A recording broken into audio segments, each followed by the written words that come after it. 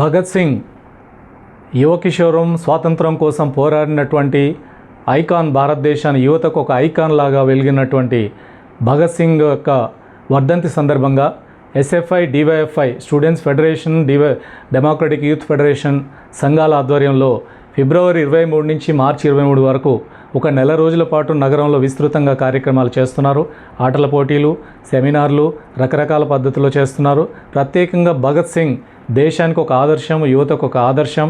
దేశంలో మత సామరస్యం, దేశంలో ఒక సమాజం, ఒక సోషలిస్ట్ సమాజం, దేశం యొక్క అభివృద్ధి, ఇట్లాంటి అనేక అంశాల మీద ఆ రకమైన ఆలోచనతోటి, అలాంటి దూరదృష్టితోటి ఆ రోజు స్వాతంత్రం కోసం పోరాడి ప్రాణాలు అర్పించినటువంటి భగత్ సింగ్ స్మారక ఉత్సవాల సందర్భంగా అనేక కార్యక్రమాలు జరుగుతున్నాయి. ప్రత్యేకంగా డ్రగ్స్కు వ్యతిరేకంగా క్యాంపెయిన్ విస్తృతంగా డివైఎఫ్ఐ, ఎస్ఎఫ్ఐ సంఘాలు నిర్వహిస్తున్నాయి.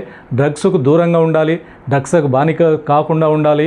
మన జీవితాలను మనం ముందుకు తీసుకెళ్లాలంటే డ్రగ్స్ని సమాజం నుంచి, నగరం నుంచి దూరం చేసుకోవాలి. ఆ రకంగా డ్రగ్స్కు వ్యతిరేకంగా పోరాటంలో ఈ సంఘాలు భగత్ సింగ్ వర్ధంతి సందర్భంగా ఈ కార్యక్రమాలు చేపడుతున్నాయి.